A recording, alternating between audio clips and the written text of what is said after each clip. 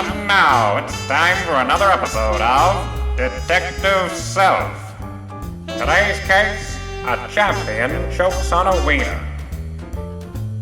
It was his 8th year in a row winning the contest. Everyone cleared the stage once the ribbons were handed out.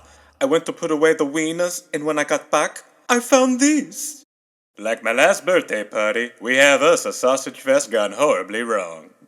Gertie, tell us, how many other competitors were there? 5. We only have so many wieners. For years we've had to turn mouths away.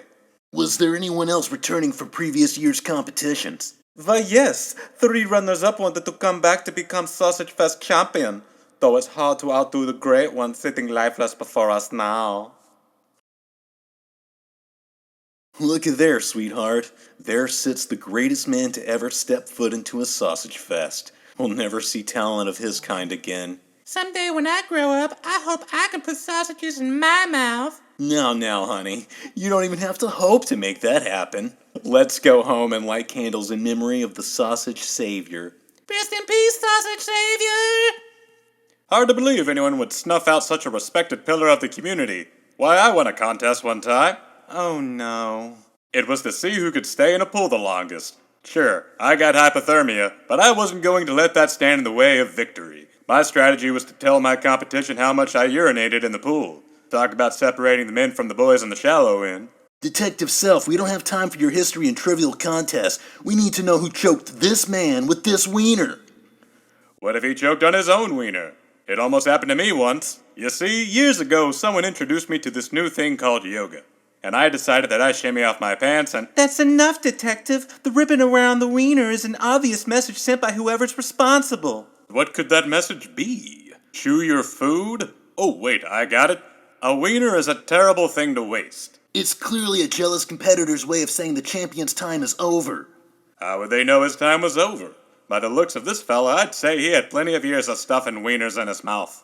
That's it. He wanted to retire. But the champ knew no one would accept his retirement because he was so beloved.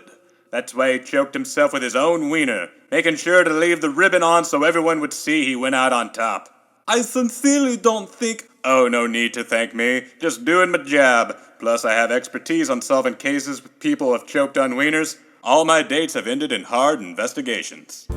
Join us next time when Detective Self grills middleweight champion Left Hook Mackenzie on who pressured him to throw the fight.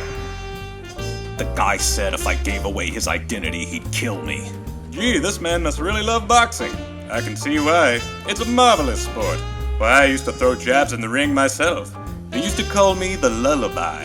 Because once I threw hands, the other fighters would be fast asleep.